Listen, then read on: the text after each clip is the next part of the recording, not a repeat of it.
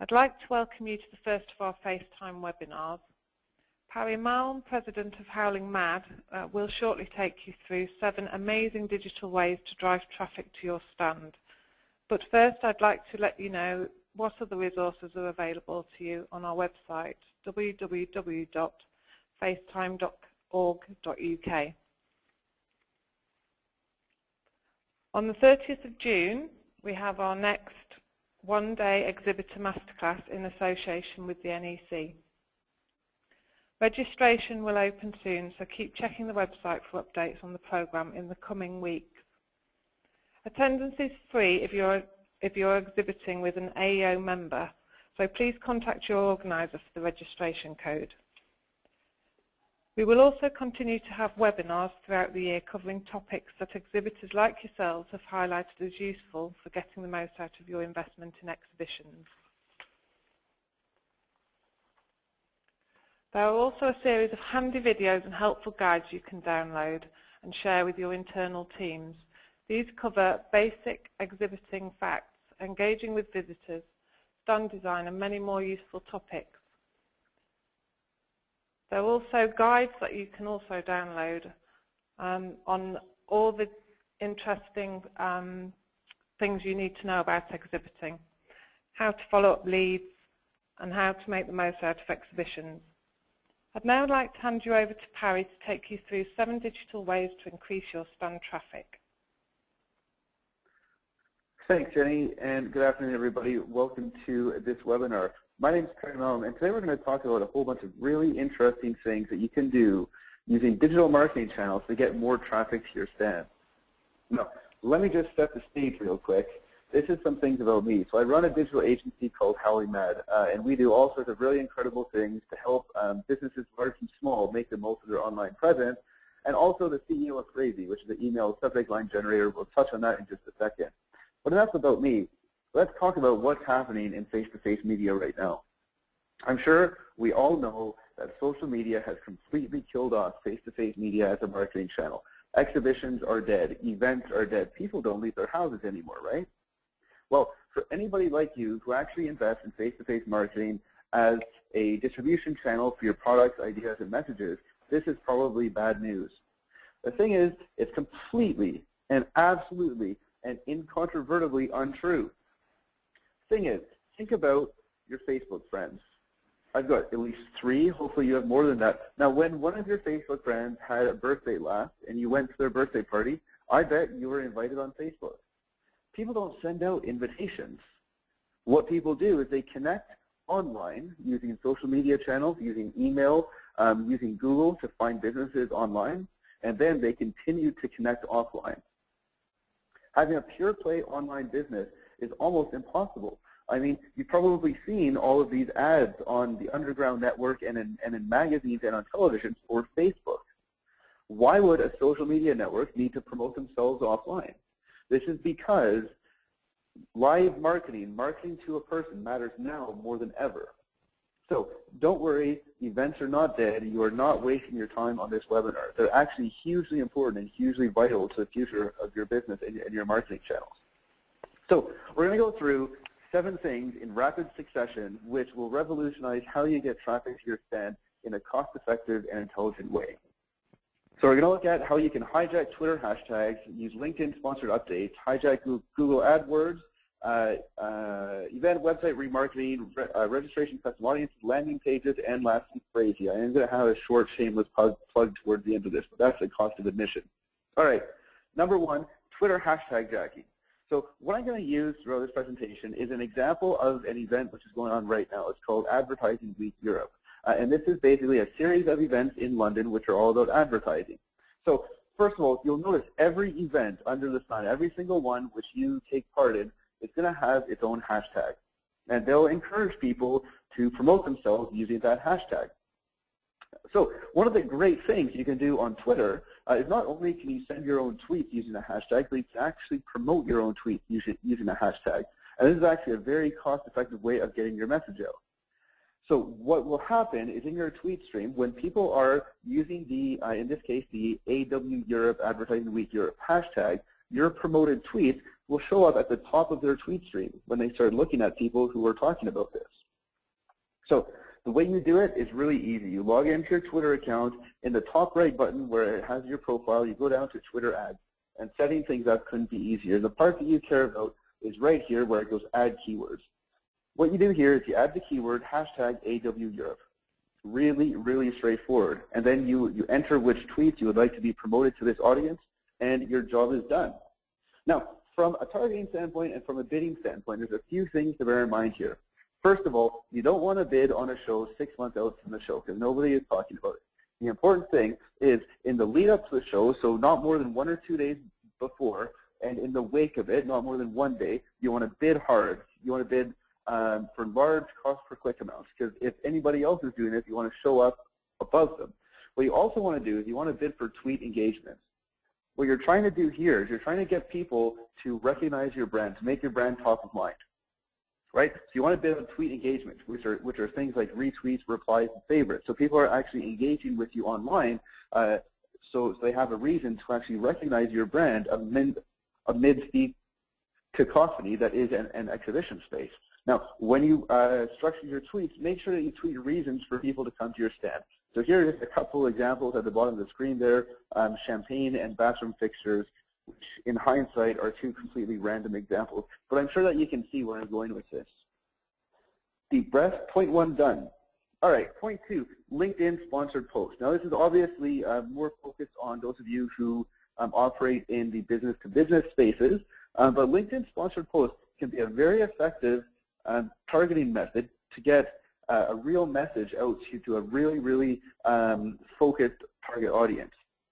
So you've probably seen these things where in your LinkedIn news stream and on the right-hand side you have all of these ads. Now, the ones on the right-hand side I'm not a big fan of. They seem a bit spammy. But the ones in the middle are very native to the LinkedIn user experience.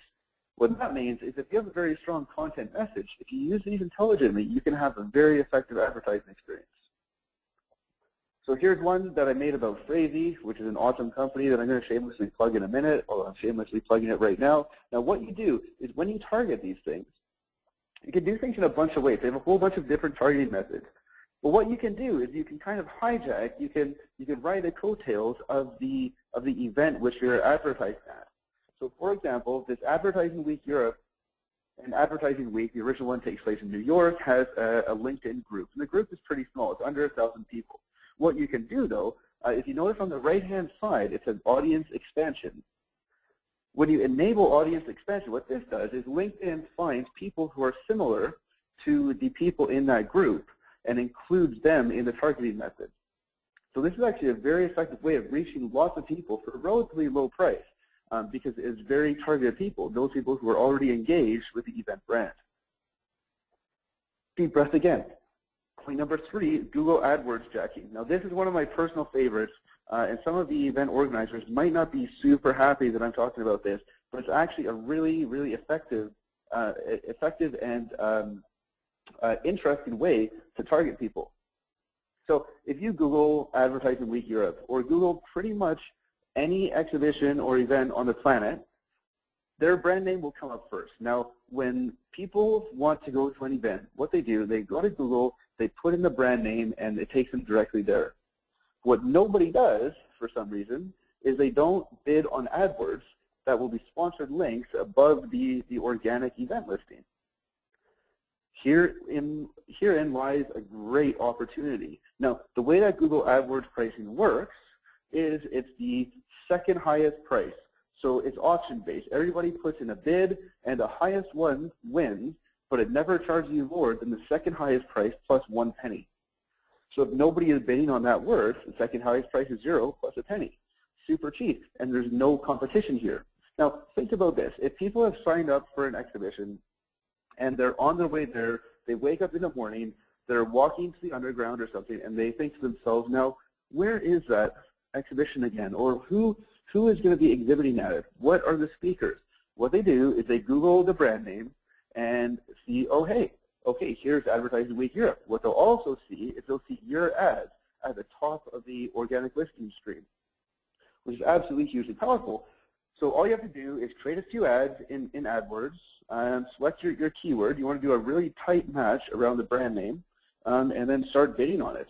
And you can make your AdWords really, really targeted also, because you're only going to be targeting those ads to people who are going to those exhibitions.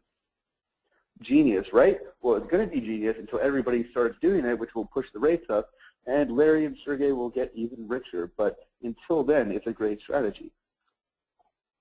All right, next, event website remarketing.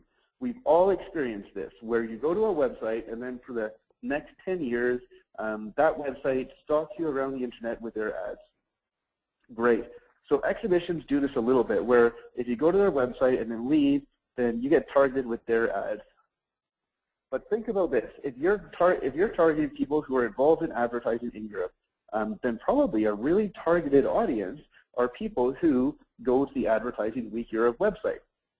What you can do is you can speak to your friendly exhibition organizer and ask them if you could put your retargeting code on their website.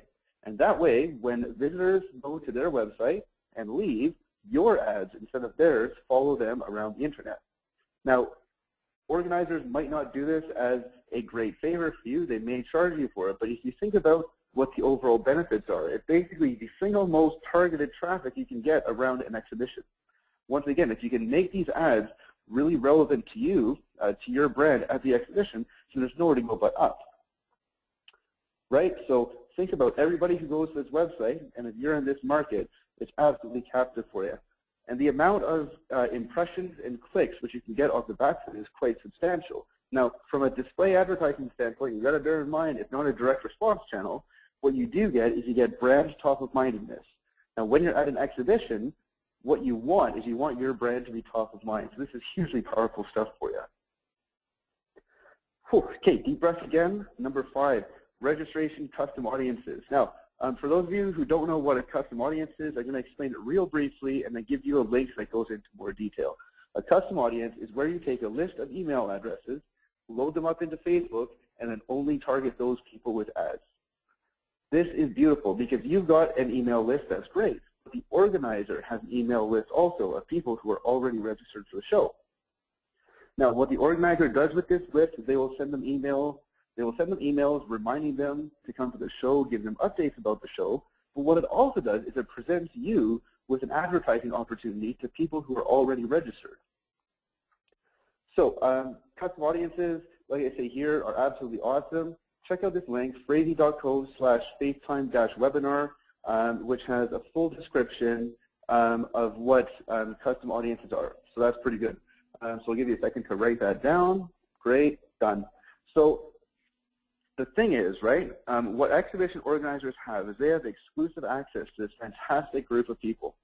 Once again, they might not give you access to it for absolutely free, and they certainly won't give you that data. What they can do is they can create a custom audience in their Facebook advertising account and then share it with yours, so then you can market to it. Now, once again, they probably won't do this out of the goodness of their hearts. They may charge you for it. You know, there's no law against making money, and what they have is they have exclusive access to the data. But if you think about extreme targeted advertising native to social platforms, this is absolutely huge and powerful. So I would encourage you to speak to your organizers to find out what the opportunities are. All right, number 6, so landing pages, right? Now, there's so much science out there, there's so much information about what makes a landing page good. I'm not going to try to reinvent the wheel here. I'm going to give you a couple of examples and a couple of top tips about how to make landing pages not awful. So here's an example of a good landing page. There's an ad that goes to a responsive page, which is direct response based. So you think about this. Every channel that we've spoken about is driving traffic to your website, be it Google AdWords, retargeting, display ads, things like that. You got to make sure once they go to your website that the landing page is going to be effective in translating that website visitor into some sort of a data point or some sort of a capture point that you can then translate into revenue. So this is actually a really good example where you log in, you can see exactly what the people are doing. It snaps down to a mobile screen, fantastic. Here's a not so good example from the exact same ad placement where there's some sort of a network failure going on there. I don't quite know why, and that just goes to a blank page. So here's the thing about landing pages. Keep them really simple. Make them as relevant as possible. If you're going to be advertising at the show, point all of your online advertising to a landing page about that show and make sure it works. Make sure it works across every platform, whether or not there's a strong or weak connection. All right, lastly, Phrasee, and this is going to be like a 30-second shameless plug, so I've locked the doors. You have to listen now. Phrasee is a platform which generates machine-optimized subject lines. If you use email marketing as a sales tool, I would certainly recommend logging into Phrasee. What it does is it takes your existing email marketing strategy and then optimizes it so you make more sales from your list. You can log in for a free trial, www.phrasee.co. Shameless plug is done. There's a little bit of branding from us. I'll just give you like 10 seconds to jot down the web address, www.phrasee.co, and we are out of the shameless plug zone. So to recap, here are the 7 things that you can do to get more footfall to your stand using online channels.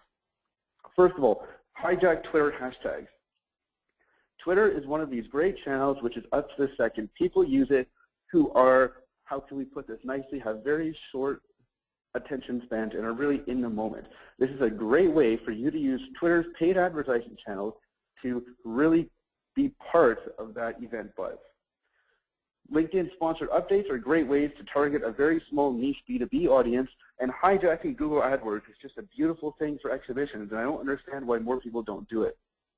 Event website remarketing and registration custom audiences are 2 fantastically targeted advertising things that you can do in conjunction with your event organizer. So I'd certainly recommend getting in touch with them and finding out about what your options are. Landing pages, I can't say it enough times, it's great if you advertise, but if your landing pages aren't very good, you're going to have a whole bunch of unhappy customers. And lastly, Phrasee, but we've done this, the shameless plug zone, so I'm just going to leave that for right now. All right, cool. So if you guys have any questions or if you want to go in more depth about any of these things, here's my contact information on the screen now. Let me leave you with one thought. You remember how at the start of the presentation I was telling you how events are dead? It's absolutely not.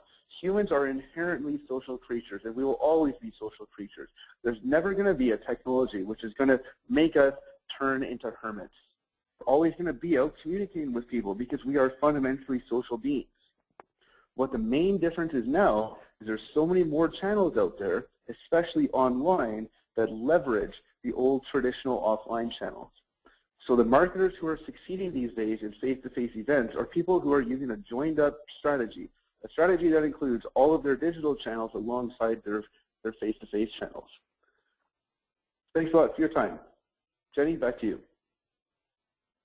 Thank you, Parry. I'm sure everyone agrees that was really interesting, and absolutely integration is key when using digital and face-to-face. Thank you all for joining us today, and please keep checking on the FaceTime website as well on www.facetime.org.uk for information about the next webinar and also helpful hints and tips to exhibiting. Or if you do have any additional questions, please contact the team on hello@facetime.co.uk. Thanks, everyone.